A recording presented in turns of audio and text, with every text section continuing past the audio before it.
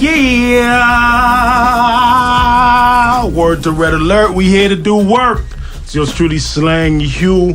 This is the Lab Chronicles. Oh, what did I say? Chronicles? Sorry. Chronicles. And I'm here with my co-host, my co-brethren. Let them know who you are. Oh, it's Finn. You know what it is. AKA all of, you know. A bag of AKAs, you know, with a truckload and a glad bag of AKAs pulling along a party of AKAs reveling at a Soca AKA party. You dig? We here. We back. What is this, episode 5? 5, yeah. And we're doing another installment, the Lab Chronicles, where the producers chop it up. And we have guests. We have special guests. Finally, some This real is in the building. Straight from the cold, because it's goddamn cold outside. Yeah, it's like minus. Man, I'm still up on their jackets. That's how cold. Yo, seriously. Been here for a solid 20 minutes and the jackets are still zip up. Yo, it's like minus 10 out there, man. Like minus 10 Celsius, man. That shit is not fun to be outside in. The voices you are hearing are Bozack Morris and Big Jax, Big DJ Jax in the building. Woo. Welcome, yo. Welcome to the Lab Chronicles. Thank you for having us, man. Yo, it's a pleasure to be here. Listen, I just came to tag along because Bozack was coming through. I know, you know, and getting his thing on, so I'm just here to chill. We're drawing you in. Yo. Yeah, do I feel the chime in when you feel the chime in? Exactly, like man. My man gonna help me flesh out some of these answers. No pressure. Like, you know what I mean? Yeah. Just gonna talk it out. Super duper producer Bozack's in the building. We can ask him a few questions and do the things that we do normally. But before we continue, we have to, Finn, what have you been dealing with? Everything good? Same old. Not much different from last week. What am I listening to right now? Last thing I listened to on the way over here was what did I even listen to? Sugar Cubes. It's a joint me and Future Wave did.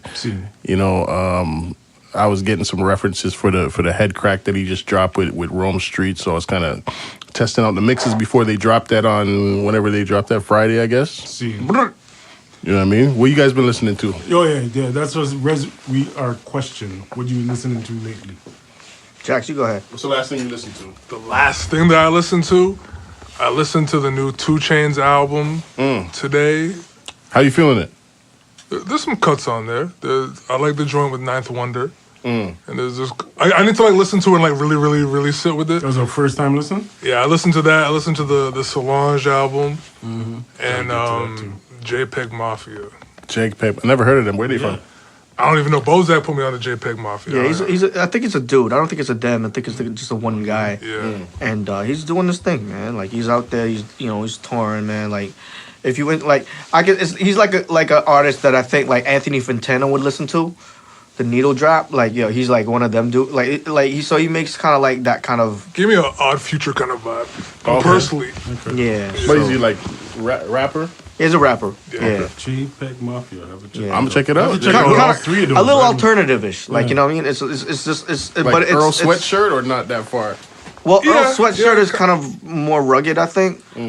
But still definitely kind of like to the left a little bit. Like I see that audience listening to that would listen to like Earl Sweatshirt diehard Earl Sweatshirt fans would probably be like copying and going to go see JPEG Mafia for sure. Is that who you've been bumping lately, Bozack? Or who would you say? I don't listen to nothing but my own shit right now. I'm not gonna front, and it's not because I just like I get in my own zone. I just get in my own bubble. Focus. I mean, like I was saying this to my homie, and I was just like, your listening habits change when you start making music. That's like, true. That's a fact. And it's like.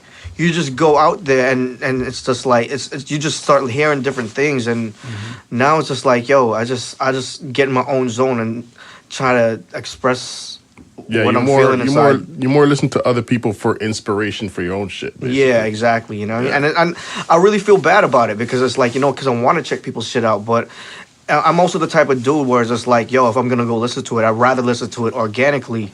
Because if I don't listen to it organically, I might not give it the fair shake that it deserves. Right? So it's like, let me, take it in when I'm in that moment. Like okay, you know what, I'm on the road, so I can just pop the CD in and I can just listen to it there. Or like, I'm working on something that's not musical. Like, I don't know, I'm making a birdhouse or something. Washing the dishes. You know what I mean? Shit, Like, yeah, you know, yeah. like I'm doing something different. Like, yeah, like I'm, you know, fixing the car or some shit. Like, you know what I mean? Like I'm doing something super that's focused on just listening to exactly. I can put that on and be like, ooh, shit. You know, I think that's, but those moments are so few and far in between now that I can't really, you know, do that all the time, which makes me late on a lot of shit. It's like, yo, you heard that shit? Oh, word, I just heard that shit. Like, you know, I'll like 3 months later, I'll be like, yo, this shit is fire. I mean, late pass and. Dog, the same way. yo, you remember when Happy came out? Pharrell, Happy. That shit was like the biggest song of the year. Yeah, right? yeah. And my niggas like that shit came on like 12 months after the shit came out. He was like, "Yo, what is this?" Don't kill me. Oh shit, yeah, man. That's just me being ignorant though. That's because of me not listening to shit. That's not because I wasn't, you know, thought I was bad, I wasn't but really yeah, producing you're at gone. the time like that. Like, you know, that's just me just not listening to pop radio, I guess. You know what I mean? So, But that was everywhere. That was like that's if you went to the mall, you would hear it. That type yeah, of music. yeah, He did not go to the mall in 2015. Clearly, just making beats. That's it. Making beats yeah. and doing business. Just bare online shopping. Yeah, that's it. You know, I just did all my Shut in shit status. on Kijiji. I can't say I blame you though, because that song got mad annoying. At least you didn't have to suffer the annoyance that the rest of us had to suffer. after a Oh while. man, I mean, like, yeah, I know how that is, man. When shit get played out like that. Yeah. Yeah. So speaking of your own shit, you just released a compilation release recently. What, Loose Cannons? Yes, Loose Cannons. Yeah, that's the debut album. Basically, it's 2016 Bozack, to be honest. Basically, it's Meaning that's where all the beats came from, all the music. all the or- music. It was done in 2016, pretty Seen. much, man. So, Seen. Why'd you wait so long to put it up? because I decided to do it in installments with the 45 releases. True. Okay.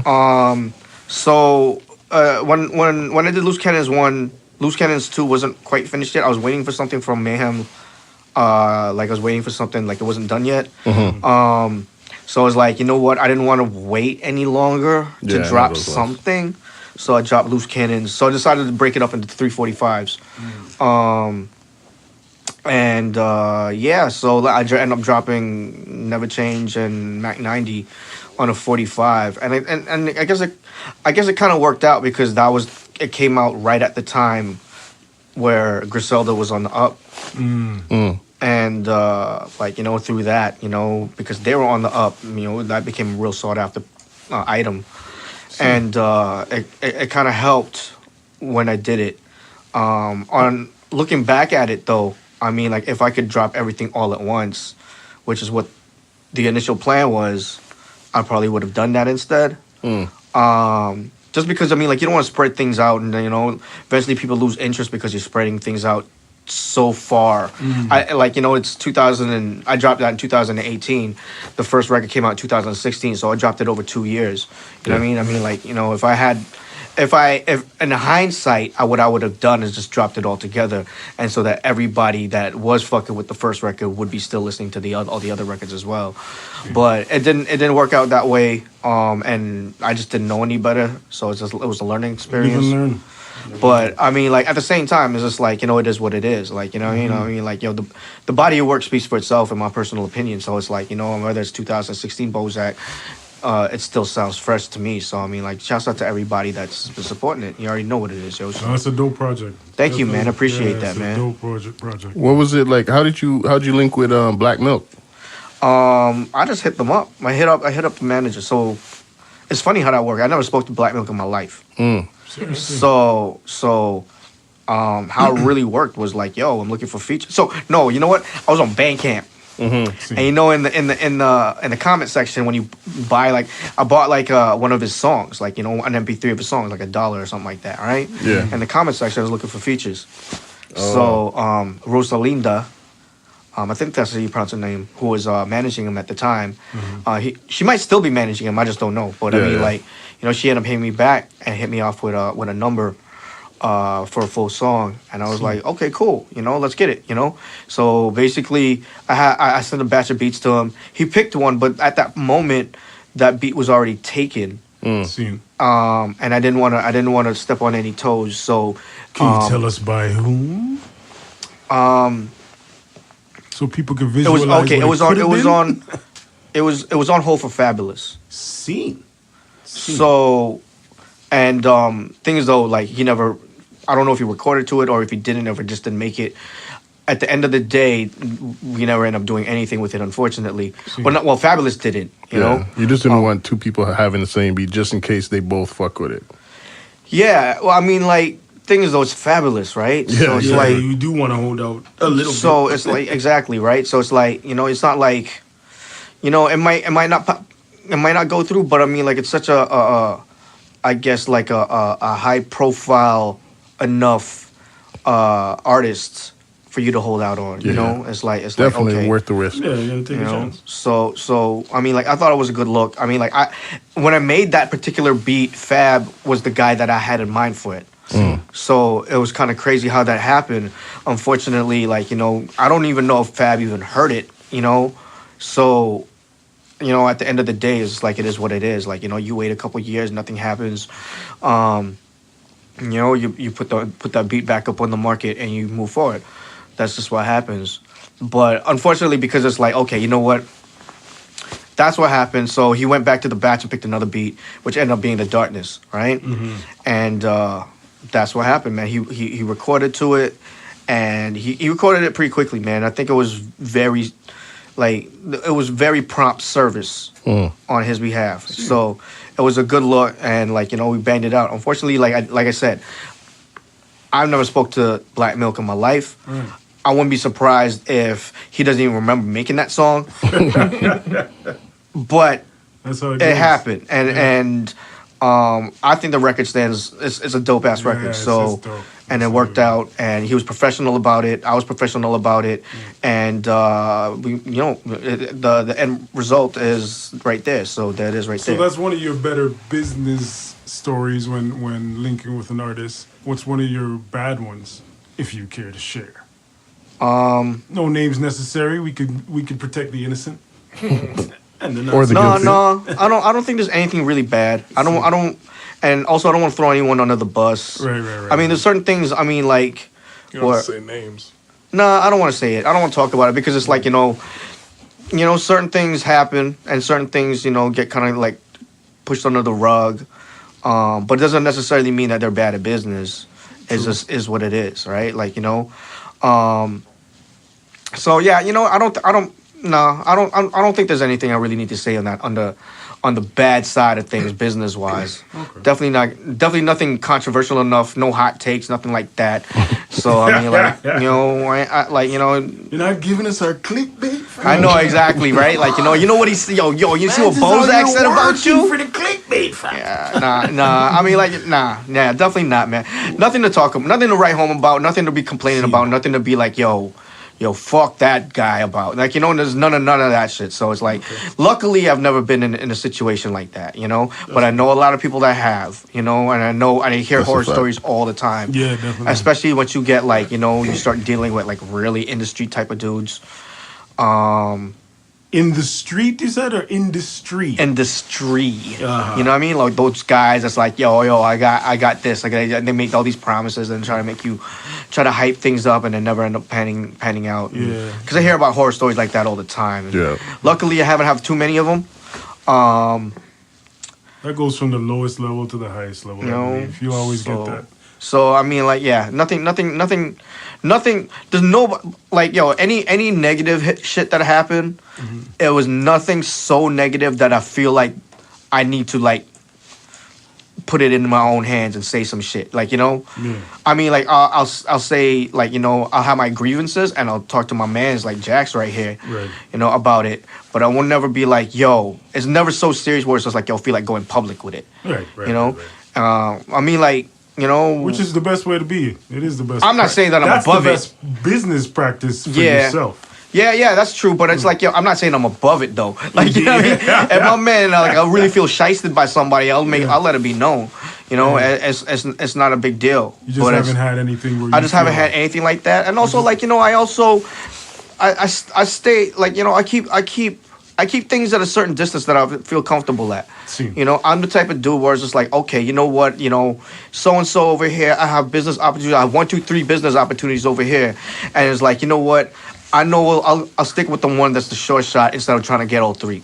You know, because I mean, like, you know, especially if I'm close with them, it's like you know, you want to get all three, but then that's 3 opportunities to them fuck you over and mess up a good relationship. And I don't want to be in that position. So it's like, you know what, I try to be like, you know, conservative in that matter. You know, so instead of being like, you know, trying to get as much opportunities as possible, because, you know, I just rather just do it like that way personally. You know.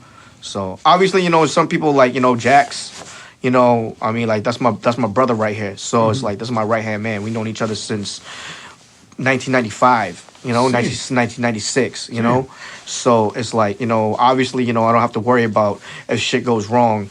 Like, yo, there goes everything else. Like, yo, everything goes out the window. We're no friends. We're not even friends anymore. Like, you know. Right. But I think, you know, anything else outside of that, it's just like, you know what, this is cool. You know, I'm comfortable with this right now. And I mean, like, you know, maybe later on, but as of right now, I'm not trying to jump in every single opportunity and plant so many seeds in one person or in, like, one garden. You know what I mean? So not putting all your eggs in one basket. Exactly. You know, so let me just throw one here. Throw an egg over here. You know, just fling, just fling. Yeah, exactly, man. Like, you know. So and if it ends up being an omelet, at least you got these other eggs. You know what I mean? So there you go. You know, you can scramble them, fry them. Exactly. You don't feel type of way if it ends up getting scrambled, right? So it's like, you know, that's basically it. You know what I mean? Like you know, that's just how I like to do things. So that's a good way to move. Speaking of you and Jax, you guys have the record label. Right. GGBR. Right. What does that stand for? It stands for anything you want it to stand for, to be honest, at this point. Ganja, gal, beer, and rum. When we drop our regular records, that's it. That's it right there. Exactly. That's it. So it's a malleable. Right now it is. Anyway. Initially it started out as Grand Groove and Black Rap, which is DJ. So it was like Grand Groove was Jax and Royale, and Black Rap was me and Jax doing parties and throwing parties and shit like that. And this is before I was really doing production, at least on a public level. We came together as GGBR, Grand Groove and Black Rap, right? Eventually, I guess, like, you know, things didn't pan out. And you know, it just ended up me and Jax again. And we just decided to keep the name and do, like, you know, we'll just change the name under different circumstances. You know, GGBR, you know, the Golden Goose brings riches. So there you go, right? Whatever it is. Whatever the case may, you know. So what made you guys decide to make it a label, like that step of it? Yeah, actually, Jax is the one that started that off. Jax initially started off the record label, and I didn't jump on really until Loose Cannon's One Drop. Okay. Right? So I don't know if, Jay, you want to talk about what happened with the label? I mean, really, talk about it. I mean, there's not much to talk about in terms of, like, starting out. It was like I wanted to put a record out that I had made, and what record was that? I did a remix for Shy Wisdom, Love Speak, with me and Cut Corners. And I was like, yo, fuck it, let's put this out. Vinyl? Yeah, put out on 45. And that wasn't even officially GGBR Records yet. It was GGBR Fuck 'em. So, you know, I put that out independently as GGBR Fuck 'em. And then we put out another record after that, Need to Know? Yeah. Need to Know was second, right? It was Need to Know? Need to Know was second, yeah. The second record. And that was a Cut Corners record that I put together. And again, we put that out. But that time was like, well, okay, when we started to actually have GGBR, and you know, I got Bozack involved, where, you know, he was doing the label and like designing the actual look of the record and shit. But then when he started to, you know, get ready to put out his own music, that's when he was like, you know, he came on board, and really, you know, him coming on board gave a whole vision to the shit. You know what I mean? Because, like, before it was just kind of like, yo, okay, let's just put some shit out. Throw some shit out. Yeah, this is just a platform to put our shit out. Okay, cool. No real plan, no real plot. Yeah, nothing like that. Okay. You know, then he comes on board, and, you know, he uses the platform too. But then, like, we start to see the vision becomes clearer. We start to understand, okay, you know, this works, that works, this is kind of what's working for us or whatever. And he really took it and shaped it and molded it into the direction that it's been going and what it became, you know what I mean? And it's kind of funny to me because, you know, I mean, we're down to put out whatever. Really, the label represents us and shit that we like. Yeah. We just happen to also really like rap music, and he makes rap music, and, you know, we fuck with that. So it's kind of fitting right now that that's kind of been like But technically, the first record wasn't a rap. Yeah, the first few records weren't rap releases, right? But I'm saying, like, I guess once we kind of hit a stride and kind of caught a vision, a lot of those releases have been rap releases, and it's, you know, it's made sense to us because this is what we love and do. Like, we've come full circle to, we've done everything else and we've come back to putting out rap records. Any more R&B on the horizon? We're working on some things. I'm working on some stuff, man. So, you know, we're don't front Luther slang dross. I got that voice. Just give me some green tea, a shot of lemon, and I'm in there crooning. Buddy. You know what I mean? Yo, you don't know what to expect from us, man. I mean, like, you know, we're doing what we do right now, but yeah, we don't want to be pigeonholed either. So it's like, of course, like, I mean, like, we got our short shots, and we got the people on our label that really, like, you know, are kind of like defining the sound, like myself, Jax, obviously, you know, the El Camino stuff, my man Flea Lord, you know, we working on some things, and, like, you know, these are the guys that have kind of, like, I guess, like, kind of been the identity of our label. But at the same time, it's like, yo, if we feel like putting out a polka record, we will put out a polka record. Don't get that shit twisted. Like, you know what I mean? Like, if you want to put out a Kirk Franklin's, you know, thugged out adventures, yo, it's happening, yo. I'm telling you, like, you know what I mean? Yeah, it's gonna, yo, we that's vision right there. Yeah, yo, we gonna try and make that happen, like, you know. So it's like, you know, it's like don't pigeonhole us, you know. I mean, like, at the end of the day, we all music lovers. Me and Jax, we love music. Obviously, you know, when it comes to rap and hip hop and the culture that we are part of, you know, that's always gonna be. But I mean, like, yo, at the same time, it's like, you know what? If we like this record enough and it just happens to not be a hip hop record, we gonna put it out too. Like, you know, so it's like, you know, we gonna try and make sense of it and try to, you know, do it right. But yeah, man, like, that's really what the case is. So, you know, that's how we look at it. That's how we look at the label, and we're gonna continue to keep doing that. Good. That's a good way to look at it. So so let me take it back. All right. How did both of you guys start producing? Why did you start producing? I got bored. Damn. Next question. Yeah. It's like, so you know what it is. And when? So I bought my ASR 10 back in like 2000. Like, you know, I was like all the way in 2000. I bought an ASR 10. I was dabbling in and out of production a little bit, you know, playing around with beats, but not really like taking it too seriously. Didn't have a DAW. In fact, I think back then there wasn't much. Maybe Pro Tools. Exactly. Maybe. I think you might have been able to, like, you know, track some shit out in Cubase or something like that, but there wasn't too much out there. There might have been Fruity Loops. But at the same time, I wasn't really fucking with it at that time. So, anyways, I was using the ASR 10 for a while and just playing around with it. And then it died. It just stopped turning on. It would be a blank screen every time I turn it on. Like, fuck. So what I ended up doing was I bought an MPC 1000 off Kijiji, I believe. And like, I used one, and then that's when I started taking it seriously. I was like, you know, I'm gonna sit down, I'm gonna figure out this machine, I'm gonna work on it, and I'm gonna just keep making beats. I built myself a studio, and the rest was history, basically.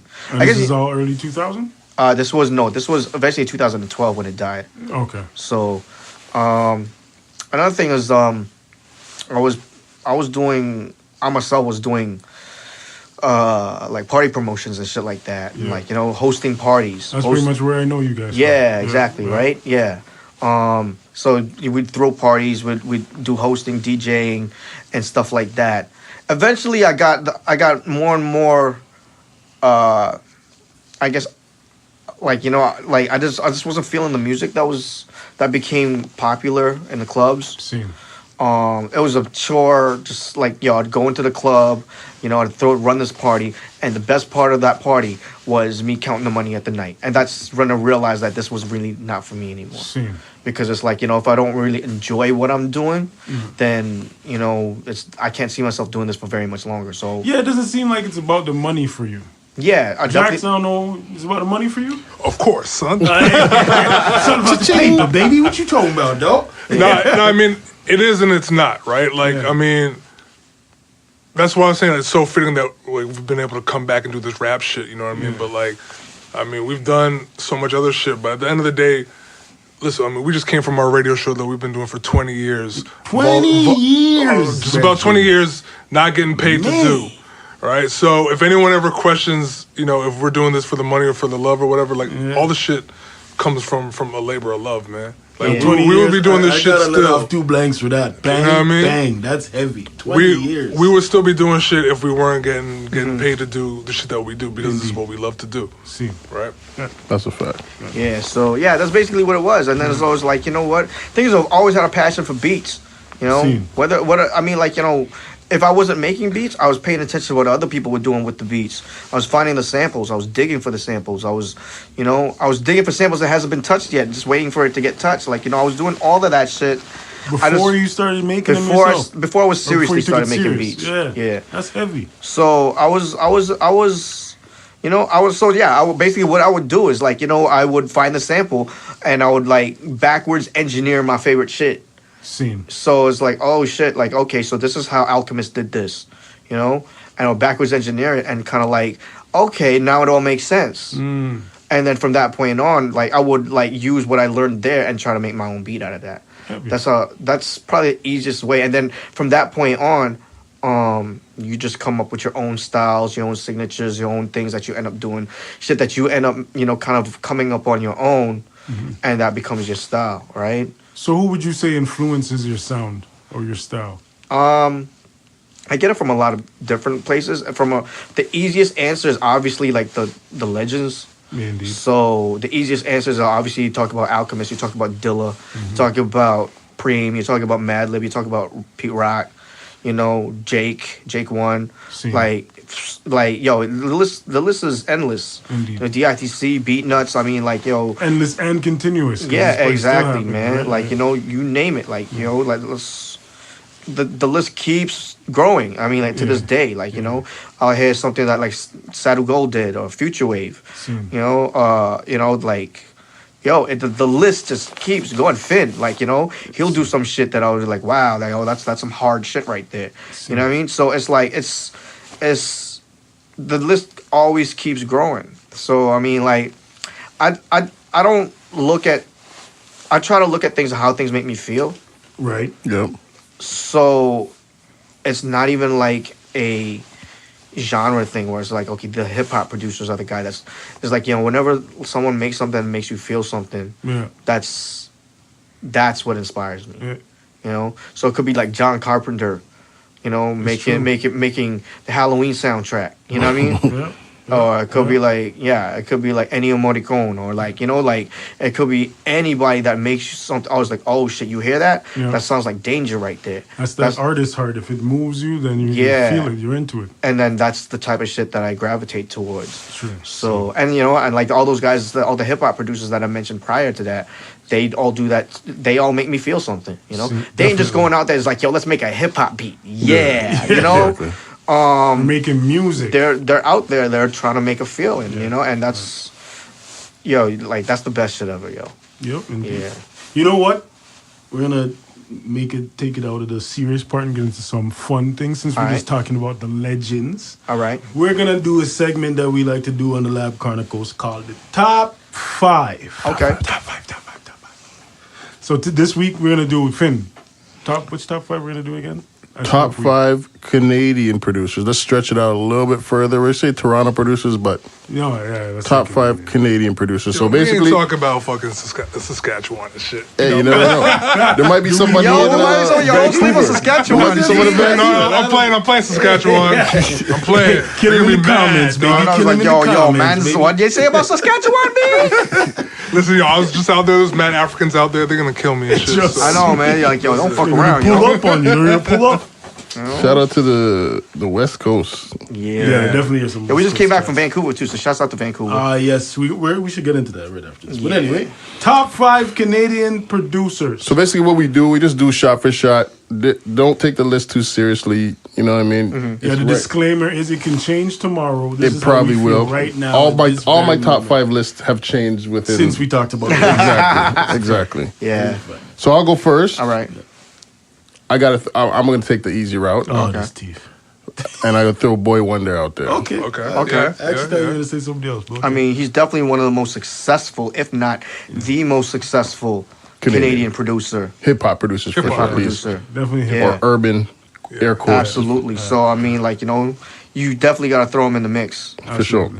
Bozack, what you got? Yo, I got Attic. Of course. I mean, Attic is my teeth. Yo, Attic is the number one Canadian producer of all time. I think my man Roger, man. He's underrated in this day and time. Yo, just of course. Because they're all forgotten. Yeah. So I think, like, yo, my top 5 hip hop songs of Canadian hip hop songs, I think he produced at least 3 of them. Funnily, we were gonna do that. That was the other idea. So give me a lesson, because I'm not. I know the name. So Old Times Killing. Okay. Easy on the Motion. Easy on the Motion. Drama by Grassroots and Elemental. G Night. Like, yo, Big by Brass Monk. Yo. He has tunes, man. Fucking System by Mr. Rome. Just listen to the Grassroots album. Alone. You know, he did a lot of that. I mean, they all dabbled. To me, that's the second best Canadian urban album ever made. What's the first one? Big Black Lincoln for me. Nice. Interesting. Nice. I could That's a good album. That's a really good album. I feel like, and I've talked to him about this numerous times, I feel like that Big Black Lincoln album was ahead of its time. Absolutely. And it was ahead of its time and also terribly promoted. So it was like a mix of all kinds of factors as to why that shit is like non-existent. Like people I think don't they had even internal beefs and things, stuff like I mean, and even beyond all that, I don't even know about all that. But I just remember like it coming out, and I feel like with them doing like the singing thing and like with all the musicality of it, if that shit had came out today, that shit would definitely be a lot more. Man, I say it all the time. I think so too. Low key, or maybe it's high key. I think Toronto has made some of, if not the best singing rappers ever. Oh, well, it's a fact they have the best one. Drake? Well, right now, quote unquote, the most successful. Yeah. But I mean, even talent-wise, like almost everybody who's come out of here that raps also sang to some degree. Yo, even Cardi sings. Yeah, Socrates. Yeah, well, I'm just going to get it out the way. Socrates is on my list. For sure. For top 5 producers. Yeah, he was on my list absolutely. too. So we could scratch him off of there. We got 4 more to go. He was on my list too. Definitely. Y'all named everybody I was gonna name. Jackson, well, you gotta pick it doesn't somebody. matter if I gotta pick somebody. Even if it doesn't overlap. We still have ground to cover still. Yeah. So who you got? Oh my god. I was gonna say Attic. I was gonna say Socrates. Yeah. I was gonna say Boy Wonder. Reach deeper. Oh my god. Reach deeper. Yo, what do you think about 40? Oh, 40. Yeah, I mean 40 is 40 though. Yeah, I mean shit. He's definitely got to be up there for sure. I mean, like he changed it not just for Toronto hip hop, but hip hop. He changed. I mean, you can't. Yeah. When we do that, even when we're here, when we do that low pass, we say, "Yo, throw that 40 out there." Yeah. I mean, he didn't invent it, but he made it. That whole like Drake Toronto sound with the low pass. Yeah. The thing is though, that's not a low pass filter. It's I saw him in an interview and he's saying that it's not a low pass filter. Yeah, I know. What he's doing is actually lowering the bit rate. Oh yeah? Yeah. So he's on some different scientific shit. So and if you really listen to it, it kind of makes sense. Yeah, because it's not just like wiping out the it's not just wiping out the high end. Yeah. It's actually there's a saturation that makes it sound like it's almost like lower quality. Yeah, so he's just what I doing it all hear- the way down. From what I hear from 40 and what I've heard of 40, like even his history and his talent, that he sounds like he's one of the best ever to ever come out of And he the knows scene. what he's doing, man. Yeah. So I Between mean, like, him and like Socks, those are the guys I hear that have the most musical talent. Yeah. Okay, you know who I'll throw on there? Just because that's the homie too. Fucking Frank Dukes. oh, He was on And my I mean, list. like, He was on my list. He was on my he list. is like He's yo, kind of underground at the same time. Dukes is the best He's for that not. because it's like no one knows who the fuck he is unless you Yeah. know who he is. Yeah, exactly. And yet all the music that he's produced. Yeah. But you don't know who the fuck he is. Yeah. And the thing is, like, we've seen him literally come up from being a turntablist, doing Dude. like man, yo, you know how I met that guy? We had the same interview at the same telemarketing company. Yeah, see, there. So on the same day, it because was- we all came up together, right? yeah, we all came up together. So, me and him, that's how I met him. We had the same job. It was like 1998. Damn. And we all got the same job at the same time, and we were at the same interview for it. And at the time, I didn't even know he was doing music, or he probably wasn't even doing music at the Yeah, time. that's crazy. Because he was just like a random skateboarding kid, and he was just a quiet dude. And it was cool, but we all kept in touch. And then next thing you know, he becomes, he's producing for Rihanna and shit. What the The fuck? Frank no, I Dukes. mean there was other shit before that because he was Yeah. doing like he was like in the DMCs and shit like that back when he was doing turntablism. Yeah. As Phase One. I mean, shit. Even like his early shit. Holy shit, I did not know that was the same person, Yeah, Phase One was God damn. him back in the day. I do remember- I remember Phase One. I do remember Phase I One. did not know that was the We, same. I didn't know that um, was Frank Dukes. That's crazy, I learned. We so we used to have a rap group too, and we used to do shit. I used to rap. Bozack used to rap, and I actually have some joints that I did with Frank Dukes. He produced it or he rapped? that he produced that I rapped on. That We sell them beats. no one's trying to hear any of that shit. Trust me. Yeah, He wasn't even Frank Dukes. He was still Phase One. Yeah, That's crazy. yeah, that's crazy. So wait, where we at? I've lost. Well, this list is already lost. It's Just, all kinda just go. orders. You, Let's keep going. yeah. All right. Shoot, I forgot mine now. I had it.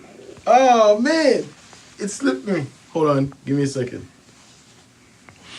So far, Chemo. Chemo. Chemo's a good one. There yeah. we go. Gotta He's from go out Vancouver, west. right? Yeah, we have to go out west. Chemo. Chemo has some classics for sure. Yeah, some joints. Did he do I the wouldn't, band? Did I he do wouldn't the put him on band my to top leave? Yeah, he five. did the top of the. What's it called again? Top of the. What's that song called? All that old rascal shit. Yeah. Yeah. Top of the world with Barrington Top of the Levy. world. Yeah. Top of the world. Yeah. That's probably his biggest one. Yeah, that is definitely his biggest The one. little He did Spanish another. No, what guitar. about Movie Star though? Yes, I was You gonna think that's just say bigger that. than Barrington? Or Northern Touch. You went to He did Northern Northern Touch, yes. He did Northern Touch. Okay, then that's the biggest Northern one. Touch is For sure. Northern definitely Touch is the the biggest tune. Yeah, Northern Touch is. Yeah, but yeah, I think Northern Touch was big. Obviously, the Barrington Levy one. Yeah.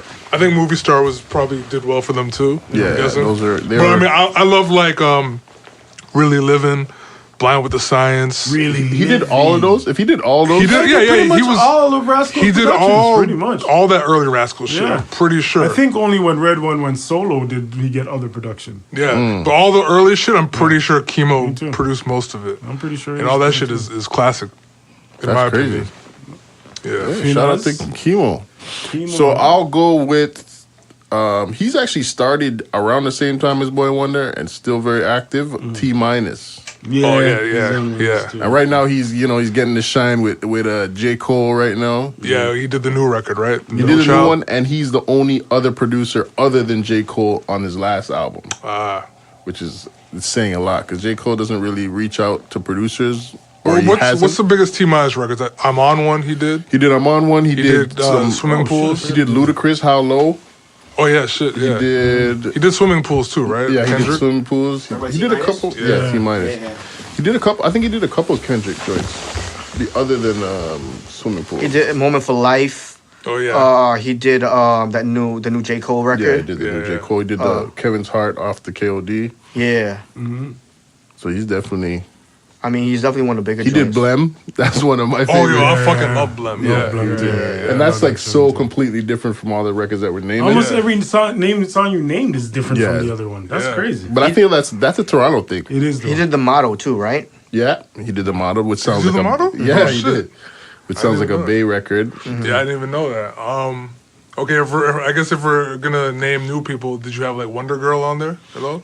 She's not. She wouldn't make Yeah, the she list wouldn't yet. make my list. She'd get the honorable mention. She doesn't have enough yet, but she has some big records though. Okay. Because I mean, like, obviously T Minus came out a little bit before her, but I mean, if you're gonna put him in the, Well, I mean, he came out same time as Boy Wonder, really. Yeah. They all kind of Which is still like a good 10 years ago. Yeah. I mean, T-Minus Wonder Girl came out like around Magna Carta time, was Yeah. it? She was on Magna Carta, right? Yeah. That was like one of her first Maybe big like, what is that, placements. about 5 years ago? Maybe 5, 6? 5, 6. And then Antidote was big. She did, yeah, that's her biggest. But she did that. Thing is though, she like did that with I don't know, Eastbound. I don't know what she did on Antidote.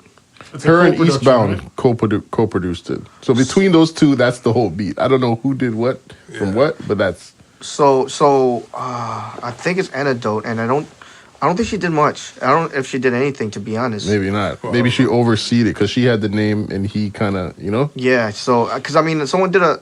I Sings, think the other guy did he did the a breakdown. beat, Yeah. a beat like tutorial of it. Yeah. And he basically did the beat. Yeah. So I mean, like unless like he's capping out there, like I don't know, like and he's taking credit for something that Wonder Girl did, but I don't know if that's the case because I think they would have been called out. If Yeah, that's the she case. probably kind of maybe co-signed it, maybe added a 1-2 here, but So it's probably mainly his She beat. did it the beat. Yeah, she did it. Did the beat. She So- but Well, I she mean, has like, a she's couple doing her more. thing, man, so shouts out to Wonder she Girl. had couple Drake joints, and Lil Wayne. She did the Eminem and Big Sean joint. right. Yeah. And I mean, she's working. She's not on my top 5, but she's doing well. Yeah, she's No, still yeah, young. I'm- She's like under 25. So Yeah, like, no, she's killing it right She's now. doing super well, though. I mean, Murder's killing it right now. Murder on my list. Murder He's on should my be list. on that list too. Right. He's on my list. Okay, if we're talking about like new guys, and yeah, I'm talking about anybody. Any guys since we've been What alive. you got any more legends? You got any more? Yo, would you 15 plus? would you put Day up in there? I don't know if I would put Day on there. I mean, like he had some classic, Father Time? yeah, but That's he classic. did? Yeah, What do he you did. think He did Santi what did it takes, himself? right? I think he did what it He did what it takes. takes. I think what he takes. I would put Scam before Day, I was gonna say Scam too, personally. but I personally have to put my personal, my brethren Moss. I gotta put it. Oh boy. Oh yeah, Moss. Oh, Yeah, Moss is a ridiculous. beast, yo. Just Moss. out of the whole high school, we Falcons fly high. But yo, before Frank Dukes was a thing, I thought Moss was gonna be like that. That guy, same route, eh? Because I mean, they're all See Moss homies and going shit that too. route. To Yeah. like, Moss is sick, man. I see Moss going that route. Is Marco Polo Canadian? Yep. Yeah. Oh, yeah, Marco. Yeah, that's Marco the homie. definitely needs to be up there. Yo, he man. came up all like us, Marco, Dukes. We all came up. We all came up. I look at like I joke about this. It's to the point where it's like I gotta stop saying is that both Marco and Dukes is like my dad. We all kind of came up, and it's like basically those are the guys that inspired me. That really showed that we can really do something with this shit. It's like yo, like as we saw just their come up, and because they basically came from the same place we came up from. Yeah, you know? literally. Yeah. And like literally. So Yeah. it's just like, and just see their come up and you're like, okay, yo, what they did, I was just like, yo, it inspired me, and Yeah. from that point on, it was like, yo, let's get it, because this is what we all dreamed about. When we were all youngins in late 90s, early 2000s, just dreaming about this shit, like we all had the same dream, and I was like, I'm gonna tell you right now, when I was 20 years old, I did not dream about being in the club trying to sing fucking Vibes Records, saying Don't yo, do it. everybody get up or something like that, like let's go, over fucking Vibes Records, so it's like, you know what, let me do what I actually dreamed about doing, because these guys are doing what they dreamed about doing. Yeah.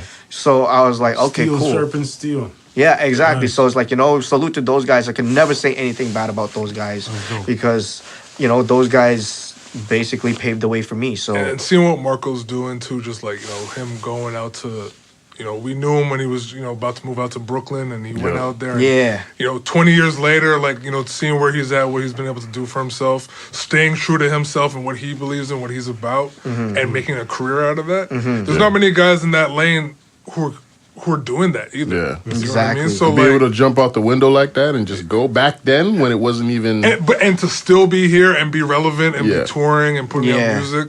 and to eat off this. But the important thing is that Make a living. Toronto seems like, yo, the whole thing. There's a very bad misconception in Toronto where it's like, yo, you're broke unless you're Drake, Yeah. Whereas it's like, yo, if you're doing music, and you're not Drake, then you're a waste man. Like, you know, and it's like, yo, that's not the case at all. Believe me, like, yo, you can make a doctor's salary just by doing music. You don't necessarily have to be fucking Drake and be on Front Street and, you know, doing all this wild shit. Like, nah, you can just be humble, you know, get your little 1-2 gigs, your tours, and drop your album and stuff like that, and still be making more money than, you know, your the people on your block. You know what I mean? So and that's what I said too. Like this era, there's different tiers. Like back in the days, if you sold 50,000 records, it's a flop.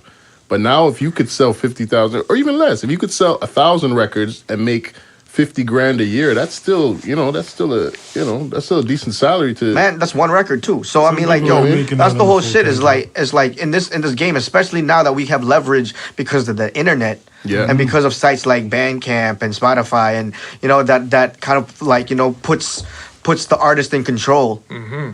You know, we can do it ourselves. You know, you don't need a machine behind you. You can do it yourself. You know, you can get a fan base. That's what we're doing right now. You just, like, build, you know? you just build a fan base. So I mean, like, we talk about this all the time. Like, we look at, like, you know, we have goals for ourselves, what we're trying to do with the label and shit like that. We look at like a label like Dope, right? Yeah. And I mean, just look at what they're doing. Look at the number. I mean, you can do the math just by looking at it. yeah, just by yourself. Exactly. Do the math by yourself. Like, so they're pressing up on average 1,000 to 1,200 records per release now. Yeah. They're selling out them for selling out in $40 seconds. US. They're selling for $30 US. $30. You know? No, that's like $30, like 30 pounds. Yeah, 30 pounds. Yeah, 25 pounds or whatever the fuck they're selling it for. Yeah. Do the math on that. There you go. Crazy. Yo, do them, and they do that every month or so. Every month or so, yeah. So like 12 even times. Even if you do 6, even do every 2 months, Yeah. do the math. So you're talking about like, yo, I know like for a fact they seeing like, I don't know, but like 50. Say like I'm being modest. Like 50 racks. You know, Every couple months. for every release. Yeah. You know, on an average. You know. Yeah. I mean, like I'm being modest. I'm not even like that's not even like a good accurate. Do that times 12. What number is that? What did you say? 50 times 12? 50 times 12. Yeah. What is that? So that's like $600,000. 600 grand. US or pounds. Pounds. Great. Yeah. Per year. And yo, just because he's not have Drake numbers, he's a flop. Like my man's like, all right, you can call me flop all you want while I eat this fucking rare ass, you know, Kobe beef or yeah, exactly, some lobster shit, some shit that you can't even pronounce. Exactly. You know what I mean? So I mean, y'all can say whatever you want. Meanwhile, you making your little weed $30,000 job, like, you know what I mean? But you gonna that same motherfucker with the $30,000 job is gonna look at him like a flop. Get the fuck out of here. But see, that's the thing. Like, once people start to realize that, like, you know, again, like what Bozack said, you don't have to be Drake, and you don't have to be Drake in terms of status or even like the music that you make or whatever. Because Dope ain't putting out music like Drake. They're putting out what they put out, and they're a lot of people would be happy to be in the position that they're in. Oh, exactly. So, like, I mean, but we in the Screwface capital. But everyone here, but you know, but people here, they think about success. They only measure success with Drake. Which is I don't hear you on the radio. Exactly. You know, it's just like, you know, I don't know if that's Toronto exclusive. Just it's not. It's because not. the entertainment industry is also that. It might be. Yeah, it might be like that in other cities too. Yeah. I gotta see it to believe that you're actually doing that. That's think how about it's set up. Think but about Toronto is smaller, so it definitely is focused on. And think about how it's been for us here, where like we've never had something that like Drake that's broken through. And I mean, like Drake is like bigger than fucking life. I mean, like in terms of hip hop, like he's just the man. It's almost unbelievable. It is unbelievable. It's still unbelievable. Yeah. So like for us to like, it's great for us to finally have someone to look up to, but. Yeah. Let's be realistic. It might be lofty looking up that far. Yeah, like we're not, but not everybody has to do it. You don't have to reach there in order to be successful. You don't have to reach that level. Yeah. That's what I'm saying. So it's like, you know, if we can, I think that that type of mentality discourages a lot of talent in the city from actually moving forward into the dream. Sure. Because it's like, yo, I'll never get that. That's not the type of music I want. So you know what? I won't make it. the shit that I was telling you about the whole Marco Polo and Frank Dukes thing, I saw them do it. Yeah. But the thing is, though, if I didn't have that frame of reference, I would like, it would be a lot more harder for me to actually move forward with this. Imagine it, yeah. I'd be like, I'm better off DJing, or I'm better off throwing parties at the club or something like that, because I can see the results like that. Even with us, man, even us didn't go there. If it wasn't from seeing Danielson and Cypher doing their thing and still hearing this music being accepted. On a big scale. That's what it is. We but wouldn't even be doing this right now either. But and this is where we come from. With that said, it's like, even they didn't know until I put the battery in their back when they came on the radio show. Yeah. So it was like I didn't know until I put out my first record. Each one teach one. So my whole shit was like this. It's like, okay, you know what? I don't know what's gonna go happen with this. I did some stupid shit like, I wanted everyone to hear my music. I did a fucking Facebook invite for this shit. Like, I didn't know what it was. I didn't know people were gonna fucking take it in. Mm-hmm. I accidentally uploaded by accident. I actually made it public by accident. So I'm talking about, this is like June 30th, right? By June 1st, my whole mentality changed about the entire thing. I was a completely different person by July 1st. I'll be real. I don't know if you remember that day that you came. When you came to Future Wave Studio, that might have been the first day I met you, and you were bringing them the vinyls, the blue ones. I don't remember with the coke with the the coke casters. And when I seen that shit, because we were just getting back into producing, like literally just getting back into producing. Like right now, I've only been reproducing for the last 2 years. Okay, all right. So when I seen that was Both about a year ago, and I'm like, yo, these guys is fucking printing 45s, and selling them shits. I was like, that made me think too. Like, that made me think. Yeah, like with like, so that's basically what it was. It was like, when I remember when Danielson came to the radio show, right? I saw him. I saw he made the Insomniac list, and I was like, oh shit, man's is from Toronto. Yeah. So I followed him. I followed him at Cypher, and I was like, okay, cool. I was like, and I listened to the music, and the music was good. I was like, I fuck with these dudes, dope, And he came to the studio to promote Division Rivals, and we came and talked about it on the show. I think that might have been his first interview, because I'm pretty sure it was his first interview, Danielson, at least radio interview, right? Came through, and then he stayed like after the radio show. Both those guys, Cypher Soze and Danielson, stayed at the radio show. I told them like, this is what happened to me. Right? And basically what happened to me was, I didn't know, I had no idea that everyone was going to fuck with my shit. I think I was like, I'd be happy if I sold 60 copies of my record. Yeah. I think I doubled that in pre-orders and sold out 3 weeks later. For which record? For Loose Cannons 1. Okay. The one with Conway and Westside, Never Change and Mac 90, right? So I think I more than doubled it. I think I'd sold like 144 or something like that in the pre-orders, and the rest of it sold out in 3 weeks, right? So I was just like, there's a market for this. Yep. In Toronto, you would never know that, If I didn't make that plunge, I would still be ignorant and be like, okay, you know what? Like, let's whatever, let's just no. Like, the shit is not only possible, it's within arm's reach. Yeah. Within that lane that we don't want to stick in that lane, but within that lane that we thrive in, it's almost like it's like a hidden cult. Like if you don't know about it, you don't know about it until somebody puts you into it. You know what I mean? That's what it is. So it's like when I drop this, and this is so. All this shit. So my wheels is turning when I'm watching this happen. Yeah. And so that's where GGBR Records comes in, and that's when like I refocus GGBR into what it is now. And the whole thing about it, like when I dropped that, so that this underground lane, where all the labels now put. So you have shouts out to Tough Kong, shouts out to Fuck Rap, shouts out to Rat the Wrinkle, Low Tech, Item Records. There's all these official Crate Music, all these guys. So.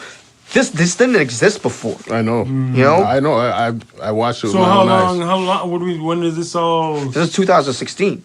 Yeah. So this didn't exist. The only thing that might have existed is like Dope, and everything else after that was in the hip hop lane, it was like mellow music group. Like Redefinition Records, and these indie labels. Yeah. But they run their shit like Fat Beats. They don't run their shit. So the like whole record stores, basically. The record stores, right? Yeah. They get distribution through Fat Beats or whoever, and they try to distribute. That's the general way of doing things. Yeah. Dope comes around, and with Griselda Records comes up and shatters that model, that business model. Yeah. And then with that, like, you know, then comes the upcoming guys like our label, GGBR Records, and Tough Kong and all those guys. So it's like, you know, now we have a wave. Yep. And not only do we have a wave, we have fans that support this wave that are just like they're setting their alarm clock to go and fucking buy these records. Yeah. You know? So that didn't exist before, you know? So we're watching this movement come up, and it's almost like, yo, like, you know, it's all self-sustainable. And I was telling Jax this is that, like, you know, we make a certain kind of sound of music, right? Yeah. And the people that buy this kind of music are loyal to this sound of music. Yep. Right. So It is with a cult this following. it's almost like it's counterculture within the hip hop culture. Yeah. You know? Which is funny because it's like it's kind of based on what hip hop Original hip hop originated as, you know? But like, you know, I guess, like, you know, as hip hop evolves and turns into this big money making thing, you know, and becomes more popular on the pop end of things, as you know, some of this underground stuff gets put to the side. But not only that, from the mainstream side, it will do that definitely. But also because of that, because we're getting, like, I guess, like, marginalized, right? The sound gets marginalized.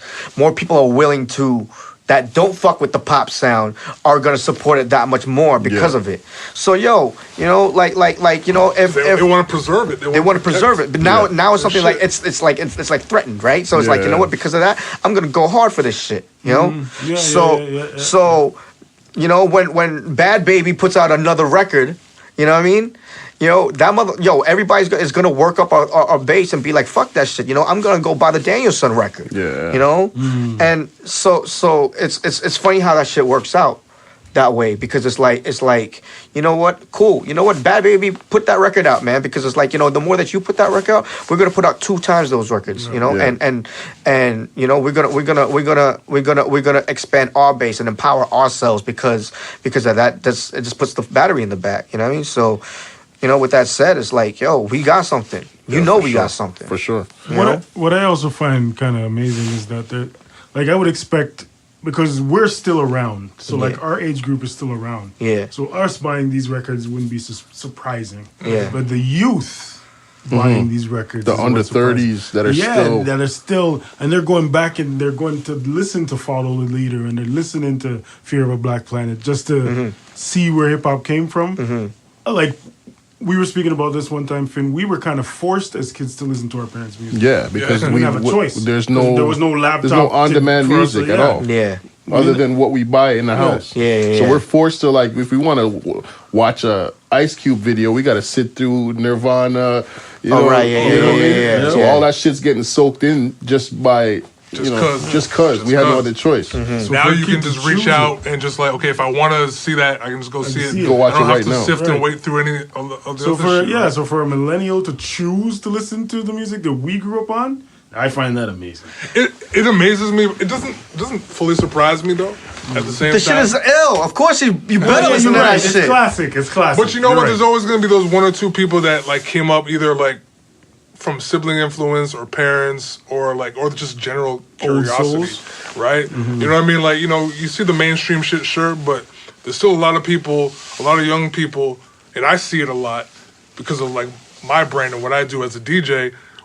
They want to know about that. They want to learn about that. They want to know, like, the lineage and the history of music. And that's not everybody. Yeah. But it's still it surprises me because it's like, yo, yeah, they want to know. They go and listen to the shit, but then they'll go and buy the record for like $40-$50 at Urban Outfitters too. You know what I mean? Yeah. But it's like there's also this, the way shit is now too. People like to fucking, if they're not listening to it, they want to just have it too, right? Or just either to collect it or to show it off on social media and shit too, right? Like, do it for the gram. Yeah, look at my Daniel Caesar or my Solange album. And my Crosley. Hipsters just like, I got it on vinyl. You know? Yeah. So there's a lot of that too. But I mean, like, we even see it in our lane and what we do, where guys, they want to they get the shit and they want to show it off. It's show and tell. Right? Yeah. You see niggas buying shit. We do that shit. You know, we do the same shit. Just to be like, oh, yo, I got this, I got that, right? So it's like sneakers. Yeah. Exactly. Yeah. So I mean, Same like that's shit. what it is, especially because it's all limited edition too. So it's like you probably don't have this, like you know what I mean. So it's just like, yo, you know what I had to do to get this shit? Like, yo, now you gonna have like, yo, everybody else like, yo, I got this for whatever it is, you know, whatever it costs me. Now you can go get it too, but it's gonna cost you triple that, like you know what I mean. So it's like and we're not gonna really see that because, like you said, this market pretty much is brand new. So 10, 15 years down the line, when you have one of 300 copies of a, you know what I mean, of a whatever album it is. Oh, the Finn and Maverick record. Basically, basically is what you're saying. Yo, go get that Finn record. Oh, yeah. That goes There's only 100 of them, right? But here's the thing though, like the shit is lightweight corny too, because like, you know, we discuss this all the time. Like, so for instance, when Dope first started putting shit out, they're putting out Griselda and stuff like that. You know, that shit, you know, they were pressing up like 250 copies. Everyone who was getting that shit at that time were people who were fans and wanted it, right? Yeah. Now the shit's more popular, they're making more money. Resellers. So they're pressing up more, it makes sense, but you know, mad people are getting it just to fucking resell it. To resell or just to like stun on the gram. But like you don't look cool stunning on the gram when that shit is like everywhere still. You know what I mean? But niggas still want to be on there trying to show off, oh, yo, I bought 20 copies, but like, dog, like, there's 2,000. So, you know, like, it's true. That's true. People try to capitalize off of any opportunity. Yeah, I mean, like, that's one thing I'm gonna say, man. Like, I mean, personally, where it's just like, I think the thirst is starting to become too much. Yeah. Yes. And we talked about how this lane is still kind of young. This wave is still kind of young, but you're starting to see still in the Wild West in. right now. Yeah, but the thirst is starting to creep in. You know, so you start seeing like people jump through hoops to get something, not necessarily because they like it, but because it's a good look. Yeah. I should have it. Yeah. So whether it's a feature, whether it's whether it's a vinyl or a vinyl deal, and or anything along those lines, where it's just like, you know what, you start seeing mans just do it for the wrong reasons. Yeah. You know, because they want the wrong thing, or they want the thing, they want the success, they want the look for it, and so instead of actually like, you know, really actually wanting like, yo, I got this Conway verse. Yeah. But just because it's Conway. Just because it's Conway. Not because of how dope he is. Yeah. Or going out instead of going and finding out the new nigga that only has 500 followers, but he's dead nice. You know what I mean? But yeah, the thing is though, that person that got that Conway verse doesn't know the difference. Yeah. They only see the hype. They don't see the talent. You know what I mean? And I'm starting to see a lot of that. You know, like, yo, Conway my dude. So it's like, you know, Conway's the illest. He's my favorite rapper. So I'm gonna say that right now. But it's just saying, like, you know, when people do it for the wrong reasons, and not even just in the feature level, but on on so many different levels, I'm starting to see that now. Yeah. People want that Benny record, or people want, you know, that so and so record that's, you know, but they've never even listened to it, or like, they don't plan on listening to it because it's not. And we've seen that with people buying this shit too. We're just like, well, you know, I'm not even listening to this. I don't really care what this is all about, but everyone, this is what's the hype right now. So I'm going to make sure that I buy. Make sure I have a copy. Taking out the plastic just because they wanted to stay expensive. Yeah. So I mean, like, you know, like, if you like it, good. That's the plan. You know, that's what you're supposed to have it. You know, but there's a lot. It's getting into the hands of people don't actually like it. You know, or like, you know, it's getting into the artists that people don't actually like these artists, because it's like, you know, they're looking at because they're trying to get a certain look, and it's a lot of this fake shit that's coming in, and I think that happens in not just hip hop and not just all wave. I think anybody that's anytime where there's opportunity, there's going to be opportunists. Yeah, and you know what? So, now that you guys say that, I didn't even really take it in like that, because that's the first vinyl that I ever put out, but I seen few people would buy 5 copies, and I'm wondering, like, why would one person buy 5 copies of, you know what I mean? Buddy. I mean, yeah, I'm not even mad at that. No, I'm not mad either, but it's just like down the line it's gonna be, you know. And I mean, like, I don't like. Yeah, I'm not mad. I'm not saying that don't buy 5 copies, because definitely buy 5 copies. Buy 10. Buy 100. Buy 10. Yeah. But what I find is corny is the ones who are doing it like like Bozack said, for all the wrong reasons. Yeah. So If it's you like buy 5 because you have the foresight and you really like it, cool. But not on some like, well, this is what everyone's buying. So. No, but that's what I'm saying. Now that you guys are saying it, that didn't even occur to me. It was just weird that they would buy 5. Yeah. And nor can you worry about it as the person. To me, I'd rather give that person that loves the record 5 copies than give the person that doesn't give a fuck about it and is holding onto it so they can flip it on Discogs later 1 copy. You know? And I hate saying that shit because it's like, yo, at the end of the day, a sale is a sale. Sell your money, your money, so whatever. So I mean, like, you're free to do whatever you want with it, and that's the bottom line, you know. So if you're buying the record and you feel like I'm taking a shot at you, I kind of am, but I mean, like, at the same time, it's like I'm not really mad at you either. You know what I mean? Yeah. I'm just saying, like, we welcome your money, not your theology. You know, but I'm saying, but this is what I'm saying is like, yo, if too much of that happens, we've seen this with everything else. It waters it down. That's a fact. It waters it down, exactly, and the bottom's going to fall off, and then next thing you know, the wave is done. Yeah. And the whole thing is that because there's more opportunists in the scene than there is fans, and you don't want it to get to that point, you know, because you know, like, too much water capsizes boats. You know, so it's like we're seeing it though, and that's where the gripe comes in. You know what I mean? So I mean, you caught this podcast. You caught me. I'm high as fuck, so I'm just going in right now. You know what I mean?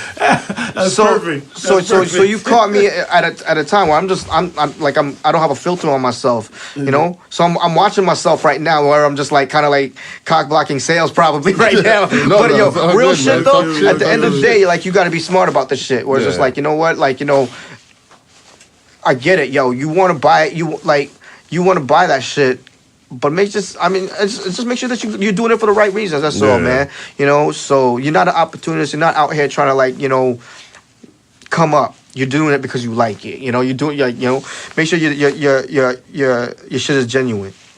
That's a fact. You know what I Do mean? it from your heart. Yeah, like, you know, so that's how I feel about this shit. And that's how you should. It's art, man, and art is attached to our art, emotions. exactly. And you know, as an artist myself, it's just like, yo, cool, you bought 5 copies of my record. But you don't really fuck with it though. I mean, like, yo, that hurts my feelings. Yeah. Definitely. So you know, I mean, like, you just got to keep it real. Where it's just like, yo, like, you know, like I just want to make sure that they're in the right people's hands, and you know, and I will, like honestly, those people that's in the right people's hands, that means a lot to me. You know, that's all I'm saying. It's just like, you know, so that's all I got to say about that shit. Like they say, you try to cater to the people that are actually your audience. All the other people, whatever. Exactly. Because on top of that too, you might buy 5 now, but they ain't gonna buy 5 later on because they don't give a fuck about it. You know, and when the wave isn't as high, when the tide isn't high. The tide is low, and they ain't trying to buy nothing at the time. You know they ain't gonna buy your shit. So it's like, yo, I'd rather buy my dude, you know, that's a true fan, will buy 1 of everything that I buy as opposed to like 5 of one thing that I buy. Project, you know, so you know what I mean, that it's just beneficial for everybody. You know, and that's what I want. I want everybody to benefit from it, not just the people that's, you know, just trying to make their pockets a little bit fatter or whatever the case may be. You know what I mean? So. You know what I mean? Tell them how you really feel, Bozack. Yeah, that's how I really feel. Tell right them how there, you really man. feel, Shaq. So, you know what I mean? You already know.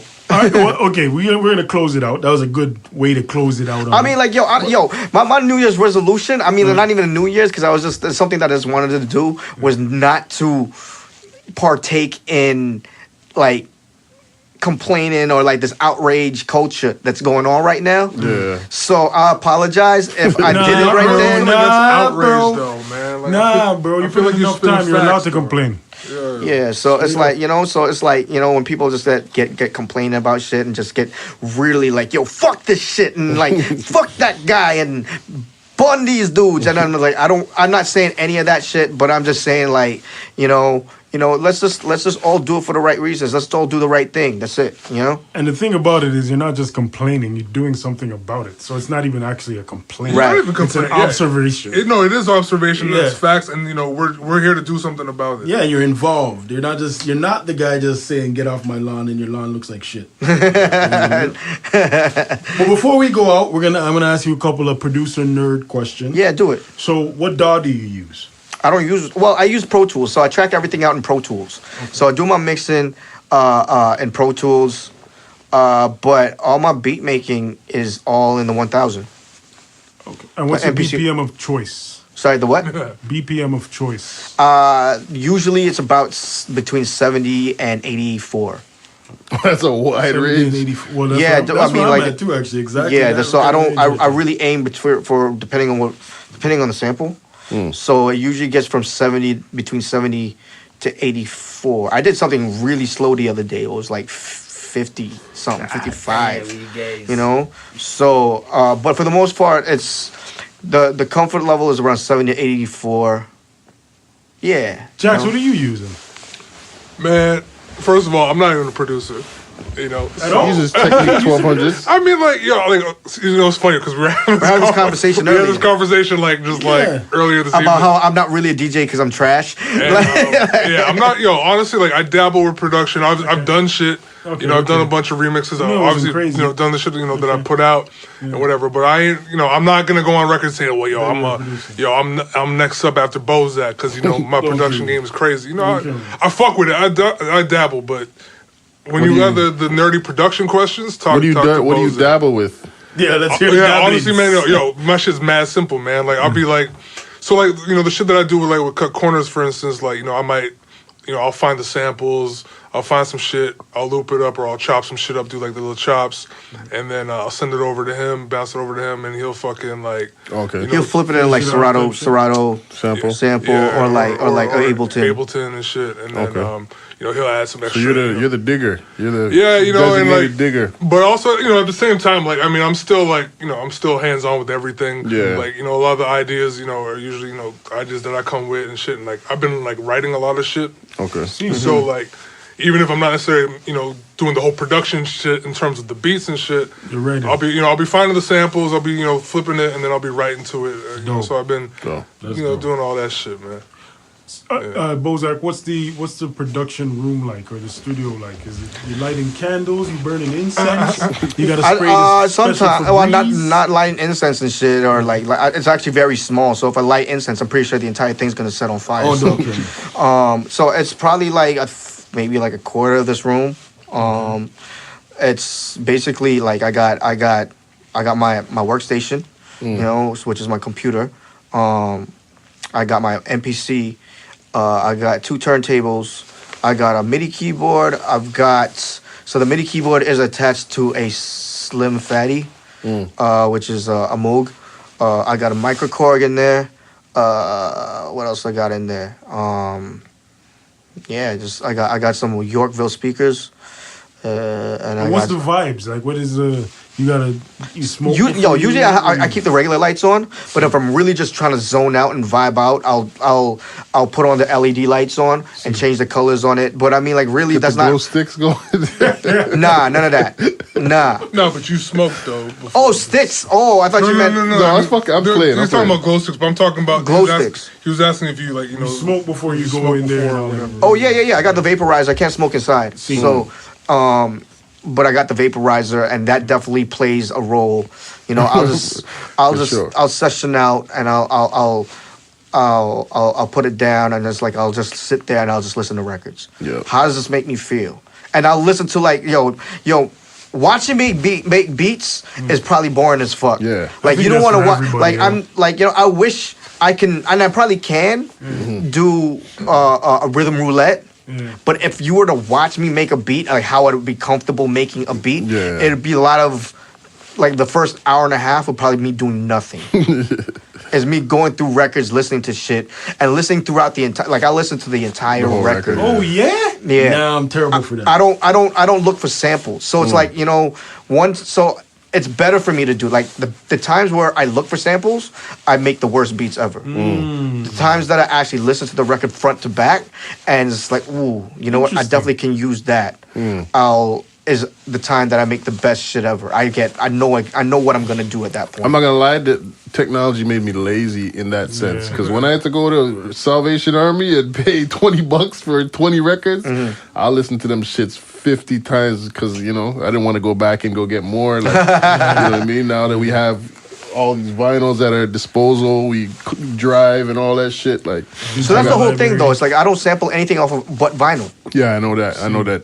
So it's like, I know most producers nowadays, they sample off of YouTube, or they get their stuff off like Apple Music and iTunes shit. or Apple Music or whatever the case. Guilty. And that's cool. That's part of your process. But my process is, I go and dig for something that I've never seen or heard before, right? The idea is just like, when you have something so easy to get, you automatically fall into traps. Oh, for sure. You fall into That's a fact. you fall into things where it's like, okay, I'm gonna go for soul.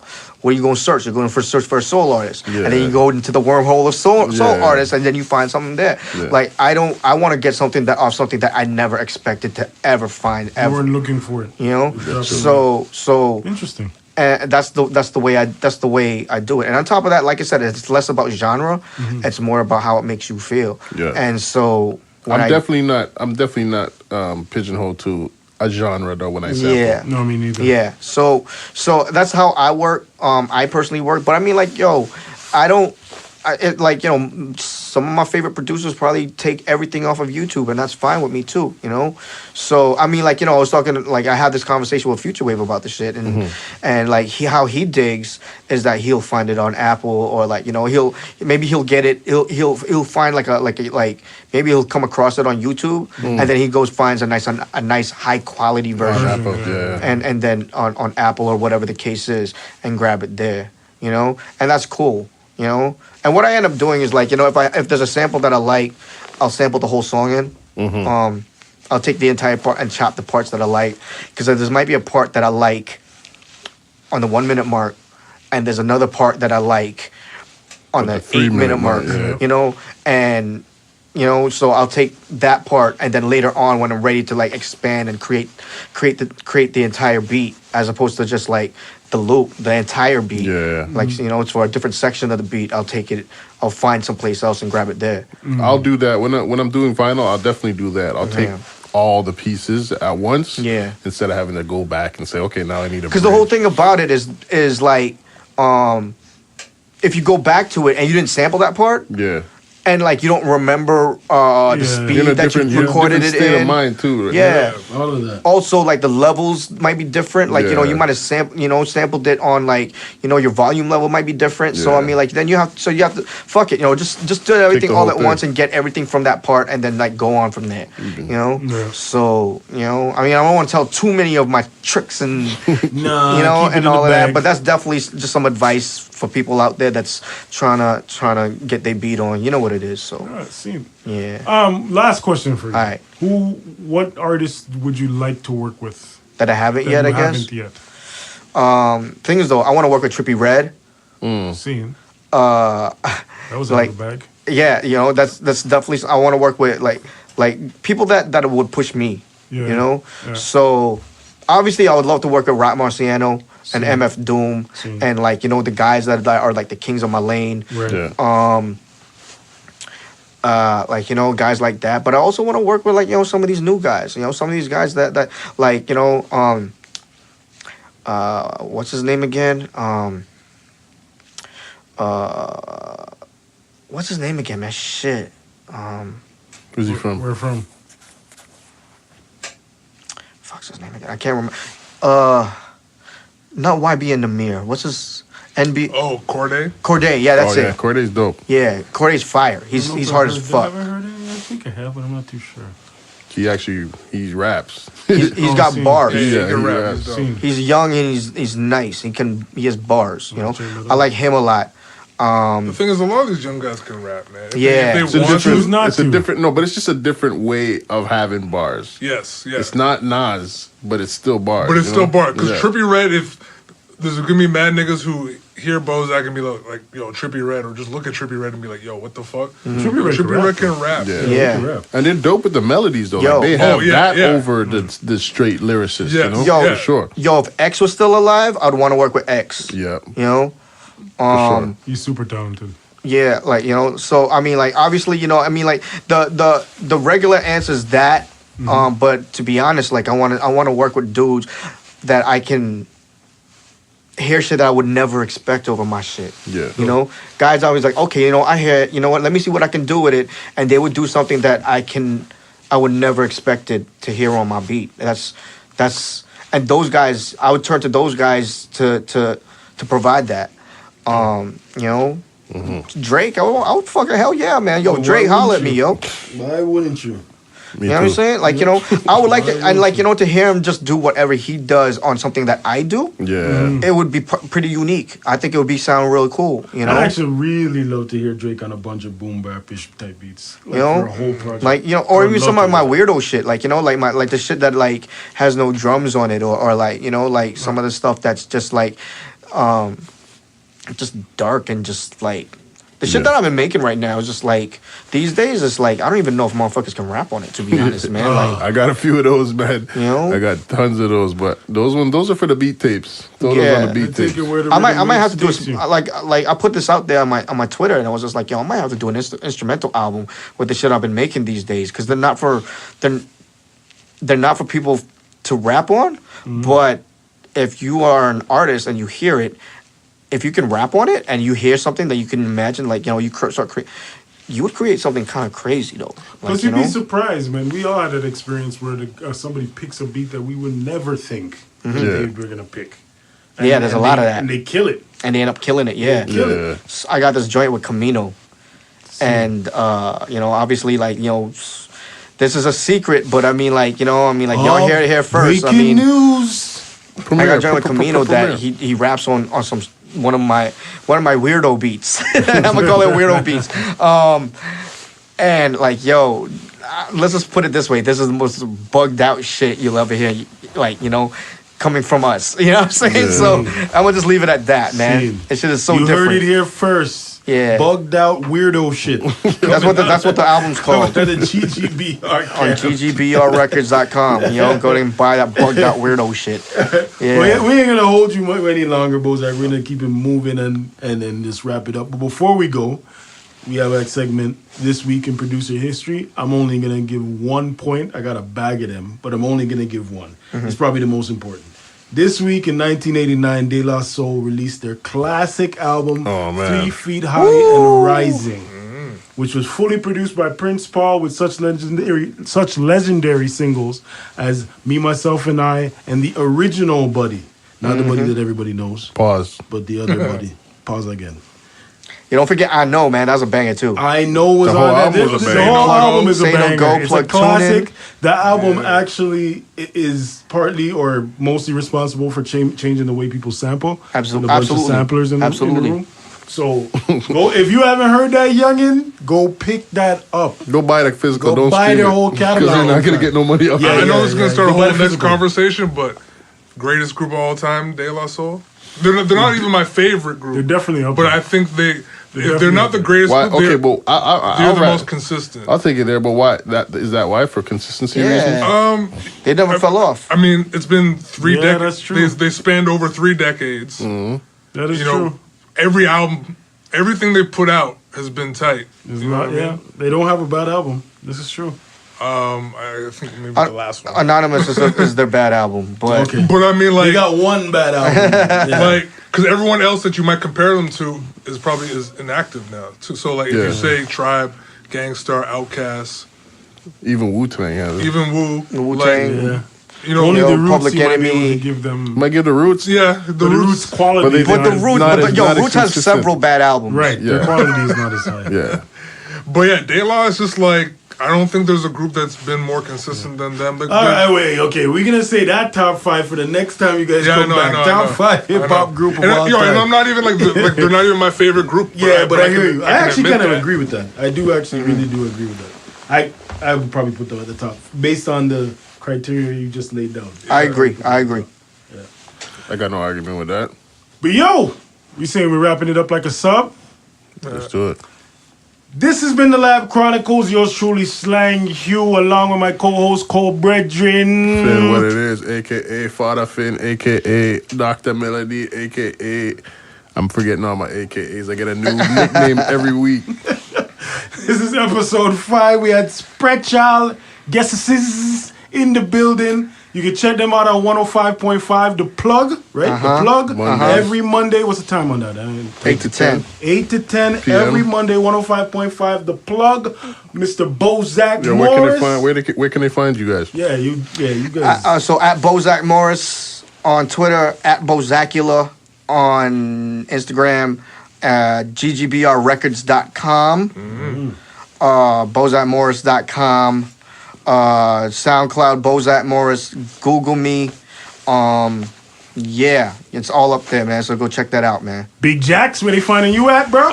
DJ Big Jacks on Instagram or just Big Jacks on Twitter, and SoundCloud and Mixcloud and GGBRrecords.com, of course, and just Google if you need. But yeah, just give me on Instagram and I got you. Dope. Yeah, so make sure you guys go hit up golderamusic.com. We got the Slangs album on there. We got the Maverick Montana album there. We got Cypher Soze. Buy all that shit. Hold on. Is it a pre-order thing right now, or is it Pre-order thing? We're still on schedule. We're looking like end of March. Nice. Okay. Nice. Okay. That's another thing that we made sure that we're trying to, because there's a couple of companies out there that's dragging their ass. I'm not saying who, but go get your Sniper fire. I gotta put an order in still. Yeah, it's all good. Still, if not, even just wait till you get them. I'll have a, Yeah, we'll see you, man. we're not too I definitely far. gonna buy my copy too.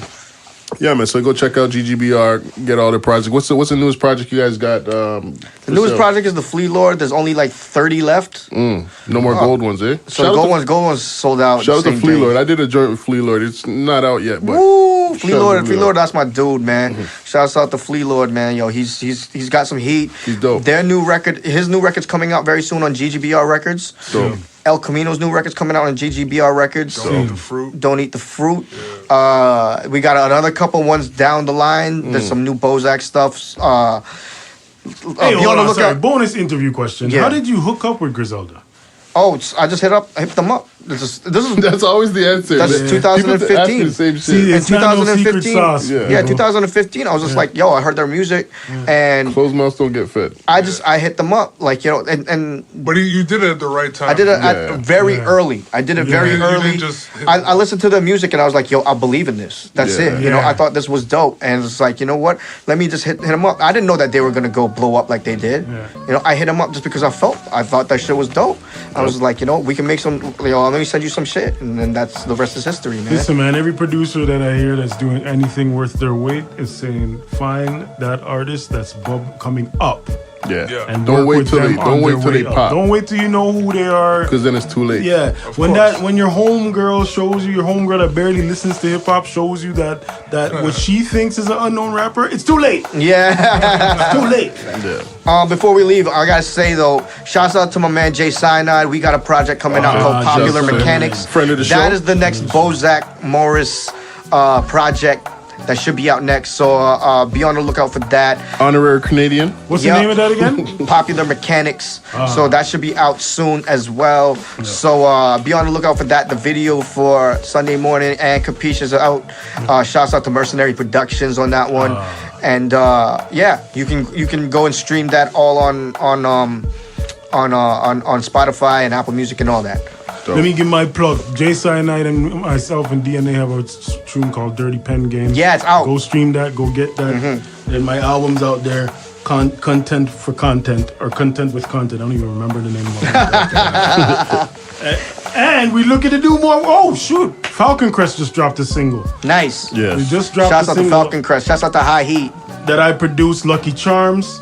Go stream that. Video coming soon and all of that. Yeah. All right, we good. And we out. Peace.